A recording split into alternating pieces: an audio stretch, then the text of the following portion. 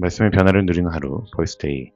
오늘 우리가 함께 살펴볼 말씀은 창세기 42장 1절부터 17절까지 말씀입니다.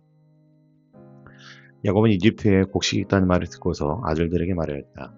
얘들아, 왜 서로 얼굴들만 쳐다보고 있느냐? 야곱이 말을 이었다. 듣자 하니 이집트에 곡식이 있다고 하는구나.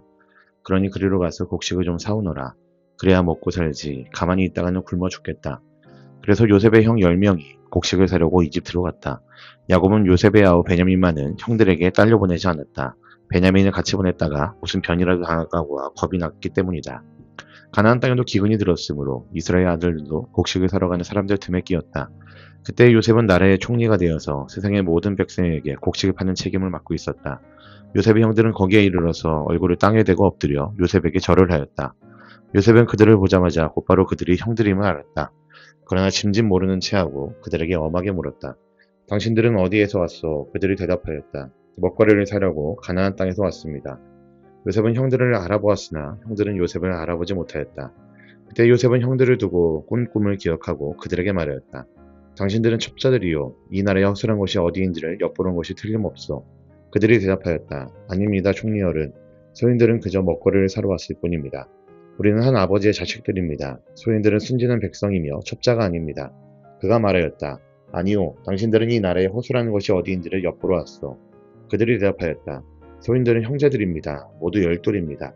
가나안 땅에 사는 한 아버지의 아들들입니다. 막내는 소인들의 아버지와 함께 있고 또 하나는 이렇습니다. 요셉이 그들에게 말하였다. 내 말이 틀림없소. 당신들은 첩자들이요. 그러나 당신들이 진실을 증명할 길은 있어.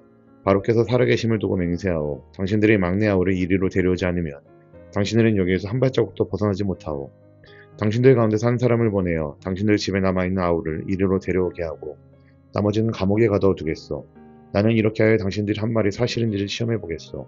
바로께서 살아계심을 두고 맹세하오. 당신들을 그렇게 하지 못하면 당신들은 첩자라는 누명을 벗지 못할 것이오. 요셉은 그들을 감옥에 사흘 동안 가두어 두었다. 아멘. 네, 여러분 좋은 아침입니다.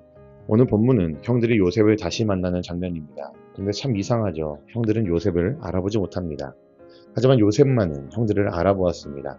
형들은 먹을 것을 구하러 이태에 내려왔습니다. 그저 양식을 사러 온 것입니다. 그런데 그 자리에서 자신들이 오래전에 버렸던 동생 앞에 서게 됩니다. 물론 그들은 여전히 아직도 모르고 있습니다. 자기들 앞에 있는 이집트의 총리가 자기들이 팔아넘겼던 요셉이라는 사실을 모릅니다. 하지만 성경을 읽는 우리는 잘 알죠. 이 만남은 결코 우연이 아니라는 사실을요. 흉년 때문에 어쩔 수 없이 내려온 길 같지만 하나님은 그 길을 통해 오래 묻어두었던 일들을 다시 마주하게 하십니다. 오늘 말씀의 핵심은 이것입니다. 하나님은 덮어둔 삶을 다시 마주하게 하십니다. 하지만 그것은 무너뜨리기 위해서가 아니라 하나님께서 그들을 회복시키시기 위해서라는 사실입니다. 형들은 요셉을 팔아넘긴 뒤에 긴 시간을 살았습니다. 아버지 야곱에게는 요셉이 들짐승에게 찢겨 죽은 것처럼 말을 했습니다. 그렇게 사건은 덮였죠. 시간도 꽤나 많이 흘렀습니다. 어쩌면 형들은 그 일을 마음 깊은 곳에 묻어두었을 것입니다. 이제 지나간 일이다, 다시 꺼내지 말자, 아무도 모를 것이다 라고 그들을 스스로 위로하면서 그렇게 그들은 묻어두었을 것입니다. 그런데 하나님 앞에서 덮인 일은 사라진 일이 아니었습니다. 사람이 잊었다고 끝난 것이 아니고 시간이 지났다고 해결된 일도 아닙니다. 말하지 않았다고 없어진 것도 아니죠. 여러분, 우리 마음에도 그런 것들이 있지 않습니까? 아무렇지 않은 척했지만 사실은 아직 남아있는 죄책감들, 누군가에게 상처를 주고도 제대로 마주하지 않은 기억들, 하나님 앞에서 정리하지 못한 마음들, 그냥 바쁘게 살면서 덮어둔 나의 영혼의 문제들, 신앙의 문제들, 마치 겉으로는 지나간 것처럼 보입니다. 하지만 어느 날 하나님은 그것을 다시 마주하게 하십니다. 근데 여러분, 중요한 것은 바로 이것입니다. 하나님이 우리를 그 문제들과 다시 마주하게 하실 때에 그 목적은 우리를 망하게 하신 데 있지 않다라는 사실입니다. 하나님은 정죄하기 위해 드러내시는 분이 아니십니다. 회복시키기 위해 드러내시는 분이시죠. 상처도 덮어두기만 하면 곪습니다. 죄도 덮어두기만 하면 우리 안에서 계속해서 그 힘을 가질 수밖에 없습니다. 관계의 문제 역시도 모른 척한다고 사라지지 않습니다. 그렇기 때문에 하나님은 때때로 우리를 불편한 자리로 데려가십니다.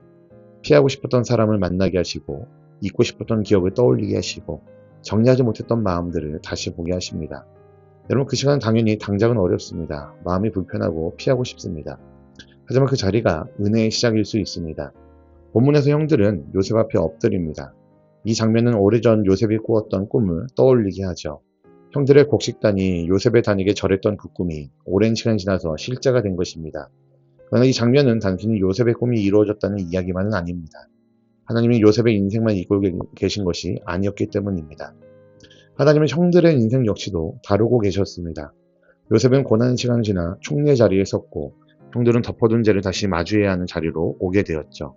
하나님은 요셉에게는 기다림의 시간을 통과하게 하셨고 형들에게는 진실을 마주하는 그 시간들을 지금 허락하고 계십니다. 여러분, 하나님의 일하심은 이렇게 깊습니다. 한 사람만 회복시키는 것이 아닙니다.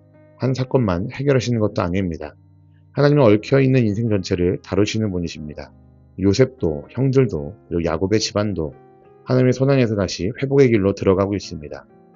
오늘 우리가 기억해야 될 것은 이것입니다. 하나님이 내 삶의 어떤 문제를 다시 보게 하실 때에 그것을 무조건 벌로만 생각하지 않아도 됩니다.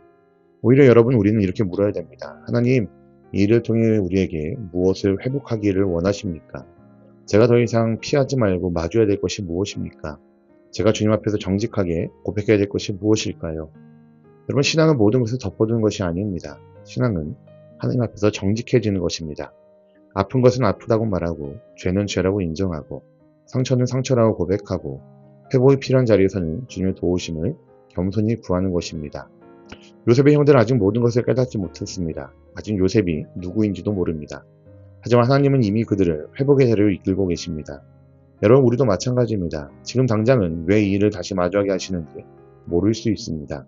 왜 이 관계를, 왜 이 마음이 다시 올라오는지, 왜 하나님이 나를 멈춰 세우시는지 모를 수 있습니다. 하지만 하나님이 하시는 일에는 목적이 분명히 있습니다.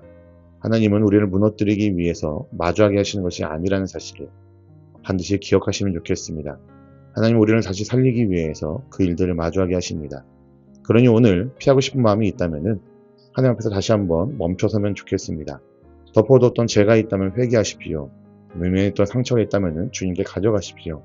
미뤄둔 화해가 있다면 작은 말부터 시작하십시오. 하나님은 우리가 마주한 자리에서도 분명히 일하십니다. 불편한 자리에서도 은혜를 시작하십니다. 숨기고 싶었던 자리에서도 회복의 문을 여시는 분이십니다. 여러분, 우리 하나님은 다시 마주하게 하심으로 우리를 회복의 길로 이끄시는 분이십니다. 그러니 오늘 하루 도망치는 마음으로 시작하지 마시고 하나님 앞에서 정직한 마음으로 하루를 시작하시길 소망합니다. 우리 하나님, 회개하는 사람을 버리지 않으십니다. 상처를 들고 나오는 사람을 다시 살리시고 품으시는 분이십니다. 오늘도 그 하나님 앞에서 피하지 않고 숨지 않고 정직하게 서나가는 하루가 되시기를 우리 주님의 이름으로 간절히 부탁드립니다. 아멘. 함께 기도하겠습니다. 사랑의 하나님, 우리 안에 덮어뒀던 마음들을 주님 앞에 내려놓습니다. 피하고 싶었던 죄와 상처와 관계의 문제들을 정직하게 마주할 수 있는 믿음을 우리에게 허락하여 주십시오. 주님이 우리를 드러내실 때에 그것이 정죄가 아니라 회복을 위한 것임을 알게 하시고 그 주님의 은혜 앞에 기꺼이 엎드릴 수 있고 나아갈 수 있는 우리 모두가 되게 하여 주시옵소서. 오늘 하루 그 주님을 의지하며 믿음의 발걸음, 용기 있는 발걸음을 내딛기를 원합니다. 주님, 우리를 사랑하셔서 이끄시는 그 주님의 은혜를 기억하며 나아가는 오늘 하루가 되게 하여 주시옵소서. 감사드리며 살아계신 우리 구주 예수 그리스도의 이름으로 기도합니다. 아멘.